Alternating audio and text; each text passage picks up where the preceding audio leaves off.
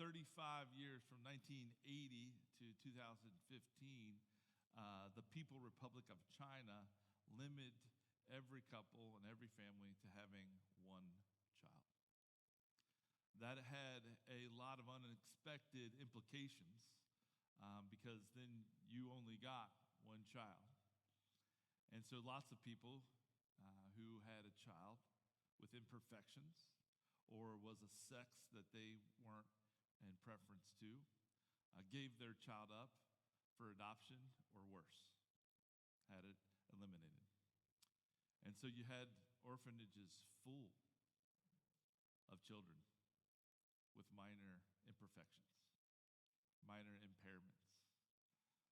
And in one children's orphanage that was for speech and hearing impairments, this orphanage was full of children who just had trouble hearing or were deaf or had trouble speaking. There's an author and preacher named Max Lucado who wrote a book called a children's book called You Are Special.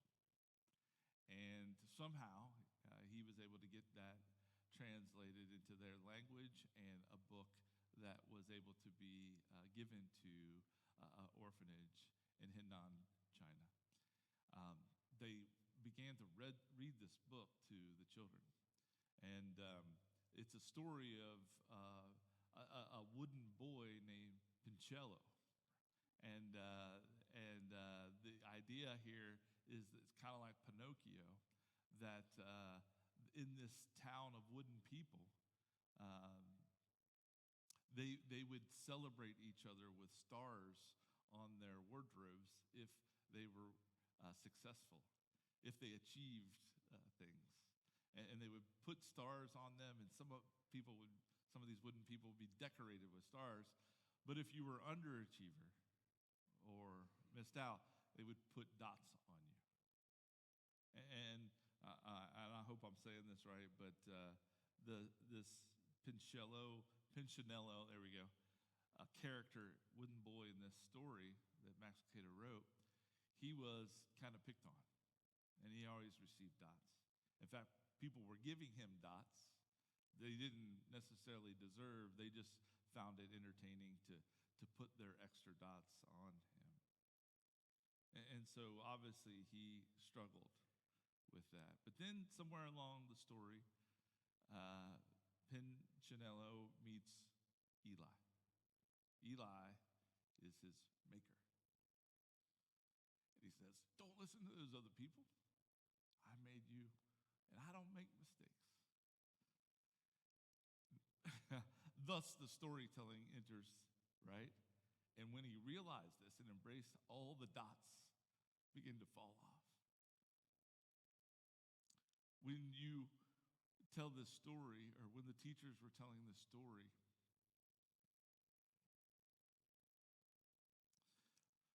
the children erupted in tears. They sobbed. Not only them, but the teachers who were reading them this story began to sob. And they all cried together because they had never heard a message like that. They had never been told, they had always been told, you're broken, you don't matter, you're to be set aside because you're not good enough. And if I was to dare suggest, I bet you that there's a lot of dots hanging on people in this room. Sorry.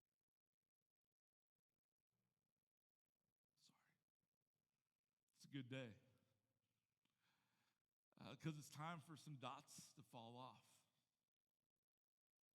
It's time for people to realize and hear the same message. And you've probably heard this message before, but it's one thing to hear it, it's another thing to embrace it.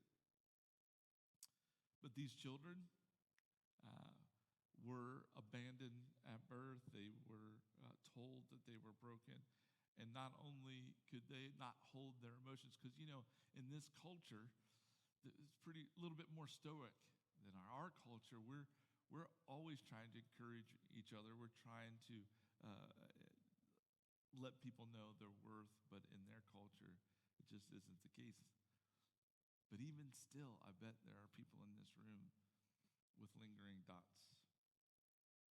Maybe you can relate to this story because somewhere along the line, you were told or convinced that you don't matter, that you aren't good enough, that you may be broken, or all you do is screw things up, or you can't get anything right, or some other awful thing has been conveyed or communicated, and you bought in. And you, ever since then, have been trying to live that down or disprove that. You've been trying and been busy to prove that wrong and to prove those people wrong. Maybe even prove it to yourself and the world that you do matter. But you've had enough times where the doubt has creeped in and that message has surfaced. Maybe you can relate to the story, maybe it's different for you. But some of you have been driven in an unhealthy way to succeed, driven to win, driven to be determined to make something of yourself or to one day be somebody. And this drive to be somebody or become something, if you're honest, has you exhausted. Because you've probably been trying to achieve that for decades. And what you've needed and what you've longed for is to believe in someone who would tell you, like Eli did to Pinchinello, you are already someone. You are already special and important. Today we continue our Fearless series, and today we're kind of addressing a specific fear, as we will the next couple weeks. And today's is fear of failure. Fear of failure will drive you into the ground in burnout or breakdown. Symptoms of fear of failure can show up in different ways for different people. And some of you, it looks like someone who over prepares. Are you one of these people where that over prepare? You've spent way too much time on a single email just making sure it sounded just right. Or you spent way too much time and energy preparing for guests to come to your house or preparing for a party because you want to make sure everything is just right. Some of you, it comes up with your tendency to avoid things altogether. You just never want to apply for that promotion or for that position. You never want to ask that girl or guy out on a date because if you don't get started, you don't ever risk failing at all, right? Some of you are people pleasers, and you say yes to everything because you don't want to disappoint them. Right? You don't want to tell somebody no and disappoint them. And then you end up disappointing them because you can't be at two places at once. And you've said yes to everyone and everything. And you are either just not able to be at two places at once, or you just crash and burn because you've been running so hard for so long. There's a point at which you can't meet all expectations. Others of us tend to be perfectionists, right?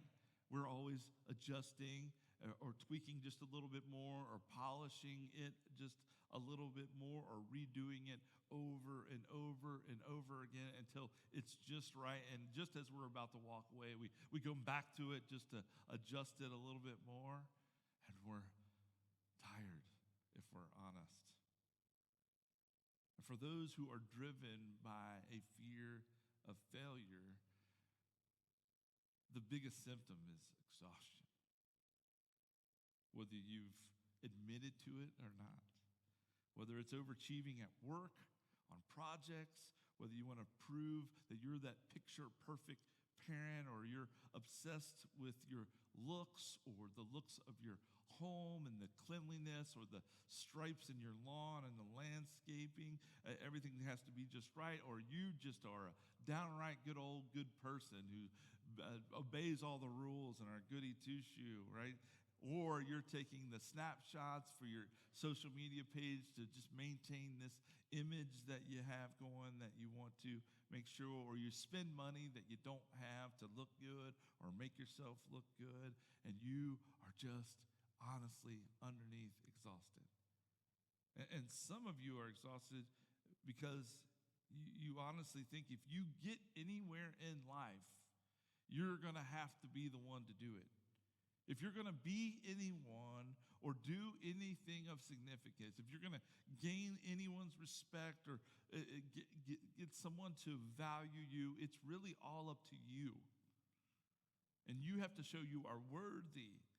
And so we should be crystal clear in this Fearless series. I want to say this to you, that God calls us to be strong and courageous, but not perfect. Not perfect. Romans 3:23 makes it plain. For all have sinned and fall short of the glory of God, and all are justified. How? Freely. It's given by his grace through the redemption that came by Jesus Christ. I was talking to Michaela backstage. The act of baptism is one where you just kind of sit there and someone else does all the work, right? And you're just there to receive. It's a symbol of what God's done and it's doing in your life, of just gifting you, just letting grace overflow you, right? It's because God calls us to be strong and courageous, not perfect. No one's perfect. And nobody knows this more than God, and that's why Jesus came, right? Because God wants us. He loves us. He doesn't want sin to be the thing that separates us, which is why Jesus came. But some in this room need to hear right now, take a moment to be strong and courageous by admitting you're not perfect. That it's okay to not be okay. Some just need that relief. Some just need that permission to say it, because most of your life you haven't been given that permission, that you don't have it all together, because you've never felt safe to say that. You've never maybe even experienced it, that it's okay to not be okay. It's okay to not be smart enough or strong enough or good enough or perfect enough. And God is not expecting you to, which is why he loves to enter a partnership with you, so that together you can do things that you can't do alone. But he conveys this to his disciples over and over and over again. But he conveys it not only in his death, but in his life. In his life, he said things like this in Matthew 11, "Come to me, all you who are weary and burdened, and I will give you rest. Take my yoke upon you and learn from me. Learn from me, for I am gentle and humble in heart, and you will find rest for your souls. For my yoke is easy, my burden is light." Anyone tired? Anyone exhausted? Anybody spread a little too thin, like too little butter over too much toast? Anybody tired of trying to be it all and achieve it all? It's because you're not supposed to. You are limited, finite beings that are intended to partner with an infinite and all-powerful God. Which is why God calls us to a light burden and into rest. Because there's work to do, but it's light duty. but it does require your trust and does require your faith in him. But God calls us to be strong and courageous, but not perfect. You see, there's a subtle sin that sneaks into our lives and our mentality when it comes to this fear of failure, which is most likely taught to you by some wound or some trauma or some unhealthy person in your life. Something or someone has convinced you that you better earn your keep or else, that convinced you that you are a burden and you can't get things right. For many of us, the sin that's baked in that we have bought into, that is really the root of fear of failure, is self-reliance instead of God-reliance. That I have to rely on me, that the problem with self-reliance is that we have to perform. We have to achieve. We think we have to deliver and be successful and be good enough. We have to win or be perfect. Otherwise, we fail and we're unworthy. So let me just say it again so it brainwashes before we get out of here, that God calls us to be strong and courageous, not perfect. Being strong does not mean perfect. Being courageous does not mean perfect. It means trusting the one who is. It means having faith in a partnership with God that can grow your strength and your courage. Because we buy into this self-reliance rather than God-reliance. We work, strive, and stress. Because self-reliance teaches us that if we don't, it won't. It doesn't. If we don't do it, it won't get done, right? And our identity and our self-worth and our value in the midst of that is tied to our performance, our behavior, instead of what God has deemed us and our value. God came to this earth to die for you, and so that you would be in a relationship with him. That's how much you're worth. That's your identity to him. God's love is not earned. It is a gift that he gives to those he loves. And it's one that you've already been offered. God's love for you is on a scale of 1 to 10, a 10. I was honored to hear part of Brandy's story, the mom that baptized Michaela, to say, I learned this year that God loves me at a 10. Let me be clear that God loves you at a 10. There's nothing you can do to get God to love you more. And there's nothing you can do to get God to love you less. Both are important. But like we said in our last series, you are God's masterpiece, but also a work in progress. And so this self-reliance identity helps us to wrap our hearts and minds around a problem. If we won't, it won't get done. And the truth of the matter is that God is taking care of all that already.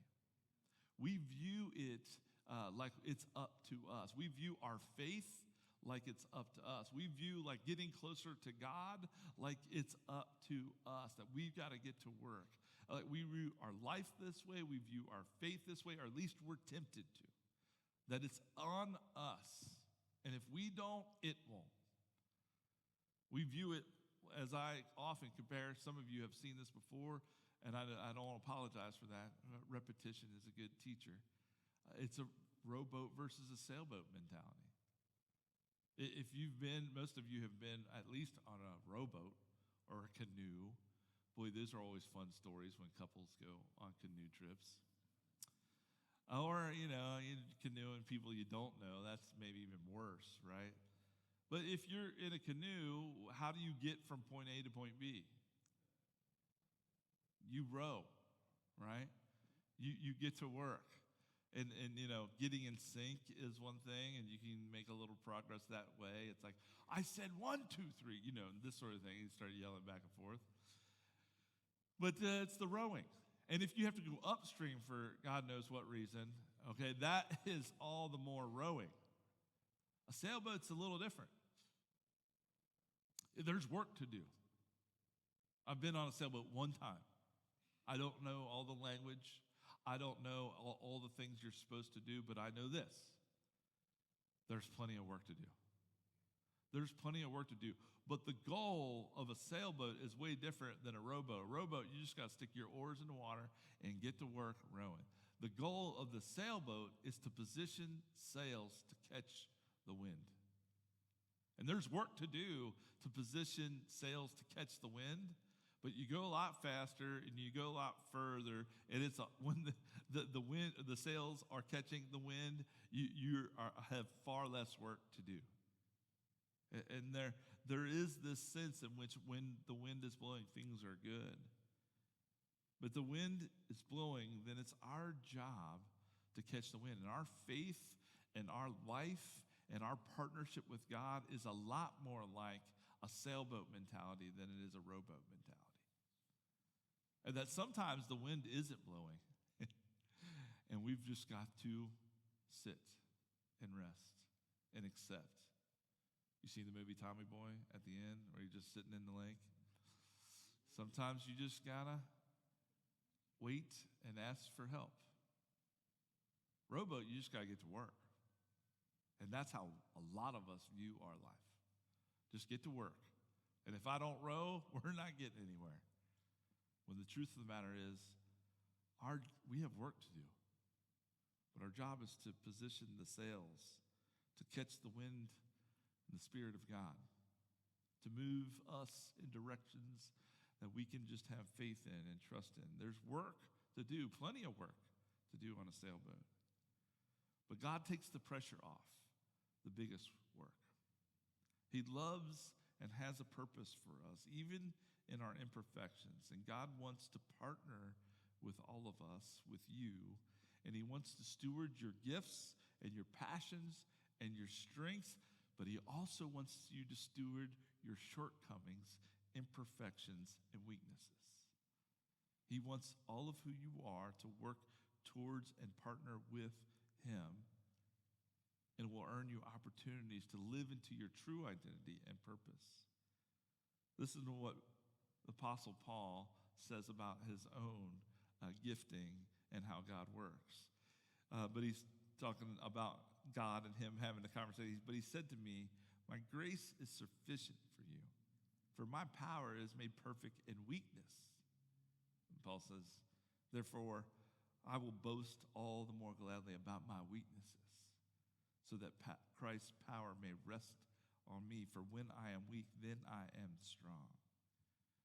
God is not looking for flawless followers. He's looking for faithful ones who depend on Him and partner with Him in their dependence on Him. Not to feel inadequate, but that God will have you lean on Him when you feel that way. That God never asked us to be perfect.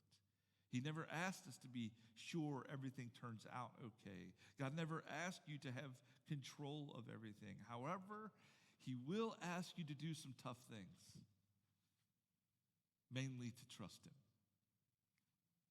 mainly to rely on Him, mainly to give up this identity as self-reliant or strong enough or smart enough or good enough, and rely on Him. He is our source of success. He is our source of productivity. Our courage, as we talk about fearlessness in this series, our courage does not come from our confidence in ourselves, but from confidence in His grace and its work through us. When we choose obedience despite our weaknesses, despite our insecurities, God's strength shines brightest, providing that He provides all that we need. His desires is not perfection in us. It is that we trust and have the courage to put our faith in Him. We've often, in real life circumstances, been afraid of results from obeying God. We couch it in a way that if we say it won't work. If we do what God says, and I'll give a specific example here in a second, but if certain things are like, yeah, but that's not going to work. That's not going to make sense. But the truth of the matter is, that's not your job. And part of the problem of this self-reliant mentality is that we're trying to do God's job. We try to do what he does, and that's have everything arranged in order. Our job is not to have everything under control. Our job is to trust him, and it takes courage and strength to do that at times. But our job is not to control the results. Our job is simply to respond with faith and obedience. And so we've thought things like, no way God would want me to use someone like me, someone who's messed up as me. How could he possibly use me? Paul reminds us that it's in our weakness that God shows up in strength. He wants us to work with him even as we steward our weaknesses, our sin, and our shortcomings. Not that we're proud of those, not that we're not working on those, again, work in progress, but that God can use those to shine his glory, for our good and his glory. But the pressure of the results we're called to leave it to him. Matthew 14, there's a cool story. I'm going to read it for you. It says, shortly before dawn, Jesus went out to them, walking on the lake. When his disciples saw him walking on the lake, they were terrified. It's a ghost, they said, and they cried out in fear. But Jesus immediately said to them, take courage. It is I. Don't be afraid. Lord, if it is you, Peter replied, tell me to come to you on the water. Come, he said. Then Peter got down out of the boat and walked on the water and came towards Jesus. But when he saw the wind, he was afraid and began to sink. And beginning to sink, cried out, Lord, save me. I love this image of Jesus saving him. Like I'm picturing Peter drowning underwater, right, and the winds, and Jesus just dragging him under the water back to the boat, just waterboarding him and that sort of thing, saying, listen, man. But what did we talk about last week? We talked about bowing the knee to the problem instead of the provider. And this is what Peter has done. He saw the wind, he saw the waves, and he thought, that's too big a problem. And we surrender. This is what fear is, surrendering to the problem instead of the provider. And this is exactly what Peter did. And when they climbed into the boat, the wind died down. Then those who were in the boat worshiped him, saying, truly, you are the Son of God. Peter's problem was that he was afraid. And fear of failure keeps us from stepping into God's calling. There's work for us to do. God never demanded us to be perfect at doing, but sometimes he's going to call you to step out in faith, and the results won't be what you thought they should be. You may even consider what will happen before you take that step and then go, that doesn't make sense. But your job is to make sense of the results. Your job is not even to achieve the results. Your job is to obey him. When this truth dawned on me, I used to be one of those guys that really crammed down the truth down somebody's throat, right? I know you probably can't see that in me. That's good. No, but the truth of the matter is I wanted to show them that I was right and that I make sure that they knew I was right? But I've found so much since I've gotten to know Jesus better and his ways better, that asking questions is far more valuable. Just questions that pique their interest, that I don't have to control what they walk away with. I'm just lobbing up truths and asking questions for them to wrestle with later. And it's amazing the amount of fruit that has been produced in and around my life as a way of taking the pressure off trusting that God is up to something in my life, not me trying to convert somebody in one conversation. You ever try to convert somebody in one conversation? You do more damage than good. It's because we're trying to control the results instead of letting God do his job. It's really, I know it's, preachers, 50-year-old preachers should know this, but it's not my job to save people. That's his job. That's his work. My job is to be good news. My job is to share good news. My job is to do my part, limited, finite part. I only have so much time and so much energy and so much knowledge and so much strength, and it's very limited. And so do you. And this is why a partnership with the almighty, infinite, all-powerful God is such a good thing. Because it's not dependent on us. It's not self-reliant on us. And fear of failure keeps us from stepping into God's calling, because baked in there is to think that we've got to control the results when it's not our job at all. Nobody looks at the tree branch's job is not to produce fruit. The tree branch's job is to stay connected to the vine. That may not make sense to you, but when you see a tree branch broken off on the ground, have you ever asked it, why doesn't it have fruit on it? Why does this apple tree branch not have more apples on it? You want apples? Stay connected to the vine, and fruit happens. Your job is not to produce the results. Your job is to stay connected to the vine. Some of us don't do the things God has called us to because we don't see on the other side of obedience the results that we want. We don't have that tough conversation with our loved one, our friend, our comrade, our close confidant, because we're afraid that the friendship might be ruffled. We're afraid that they may not want to respond the way we have called them to do. And so we don't ever have the conversation because we're pretty sure what the result have been. And I don't know if you've, like me, I've been there. But I've also been there where I had the courage to follow through on that conversation, and I've seen how God went ahead of me and laid out that path. Some of us, we don't want to be honest on our taxes because we're afraid of the money we're going to pay. We cut corners at work because we want to look good. We want to continue to have things under our control. But fear is never a thing that rescues us from our sin. Fear never saved a marriage. Fear never pulled anyone out of poverty. Fear never ended racial tension. Fear never achieved emotional or psychological freedom and health. You know what has? Courage.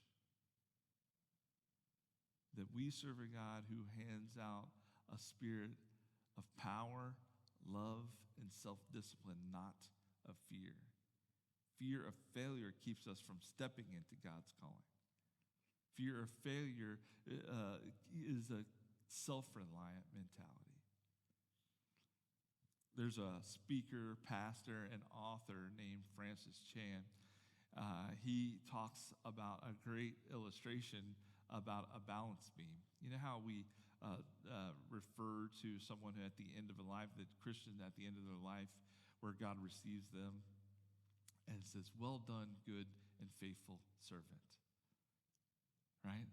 And we look forward to that day. But Chan goes on to describe how most Christians treat their life using this balance beam. And the idea here is that they get on the balance beam and they're scared to death. And so they just wrap their legs and arms around the balance beam, right? And they just scoot their way. You know, they don't stand up, right? They don't even stand up, too scared to do that. They just kind of scoot their way across the balance beam. And then, it just takes a while because, you're too afraid to get up and crawl even, but you just kind of scoot your way all over, all the way to the other side. And then when you're at the end, you get off and you go.